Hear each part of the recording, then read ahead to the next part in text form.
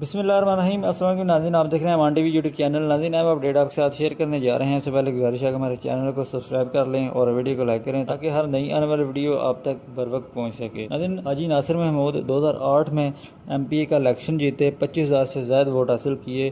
اس کے بعد ان کے بھتیجے حاجی عمران ظفر نے 2013 میں ایم پی اے کا الیکشن جیتا اور 35,000 سے زائد ووٹ انہوں نے حاصل کیے۔ اس کے بعد غالباً 2016 میں Haji Nasir Mahmood mayor Gujrat municipal corporation منتخب ہوئے۔ گجرات شہر کا جو حلقہ ہے اس میں ان کا مضبوط جو ووٹ بینک ہے، مضبوط سیاسی دڑے موجود ہیں حاجی ناصر محمود کے، جبکہ ان کے رابطہ آفس میں حاجی عمران ظفر کے حوالے سے جو پینا فلیکس چھپوائے گئے ہیں اس سے یہ واضح ہو رہا ہے کہ آئندہ جو الیکشن ہے اس میں حاجی عمران ظفر ایم این اے کے کینڈیڈیٹ ہوں گے این اے 69 سے، اور دیکھنا ہے کہ آئندہ الیکشن میں کیا پینل تشکیل دیتے ہیں۔ حاجی ناصر محمود خود وہ ایم پی اے کا الیکشن لڑتے ہیں اور حاجی عمران ظفر ایم این اے کا الیکشن لڑتے ہیں، یا پھر کیا صورتحال آئندہ ہونے جا رہی ہے۔ مسلم لیگ نون کس امیدوار کو ایم این اے کا ٹکٹ جاری کرے گی، آنے والے وقت میں واضح ہو جائے گا۔ آپ کمنٹ باکس میں ضرور اپنی رائے سے آگاہ کریں۔ اگلی ویڈیو تک کے لیے دیجیے اجازت۔ اللہ حافظ۔